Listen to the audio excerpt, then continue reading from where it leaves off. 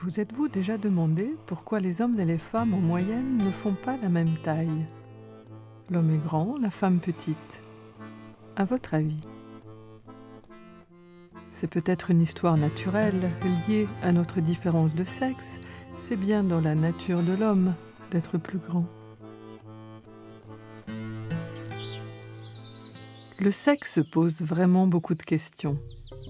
En théorie, il y a de la sexualité quand il s'opère un brassage des informations génétiques de deux individus pour en créer un nouveau différent. Mais il ne faut pas toujours un papa et une maman pour faire un enfant. Certaines bactéries se reproduisent à l'identique en se divisant. Elles ont été les premières adeptes de la photocopie et ça fonctionne plutôt bien. Ce qui ne les empêchera pas de mélanger leur matériel génétique avec des compagnes de passage. Elles ont donc un temps pour le sexe et un autre pour la reproduction.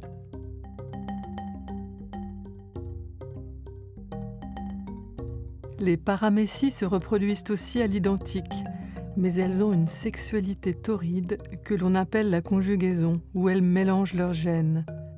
Ces espèces, constituées d'une seule cellule, ont une reproduction asexuée mais pratiquent le sexe. C'est simple, non?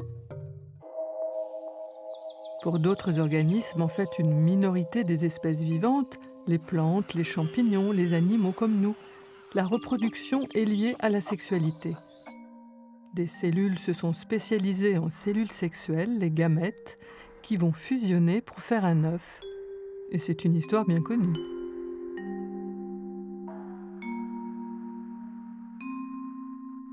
Mais comment différencier qui est mâle et qui est femelle? Ce n'est pas si simple que ça. C'est là que la taille entre en jeu. Quand les cellules sexuelles sont de même taille, il n'y a pas de mâle ni de femelle.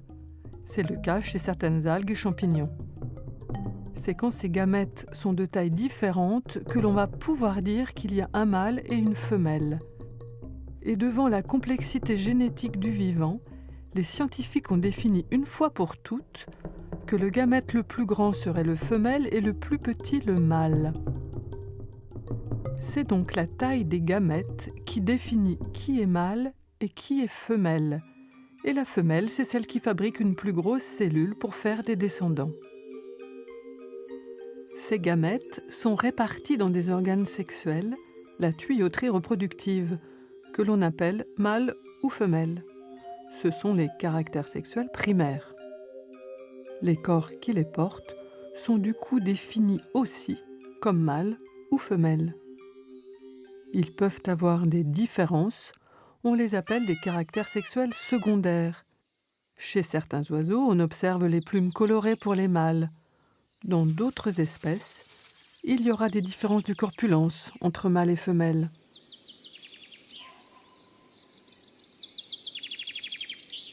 Chez l'homme, par exemple, on pense à la barbe, à la voix grave, à la grande taille, alors que la femme est reconnue par ses seins, une pilosité différente, et elle est plus petite.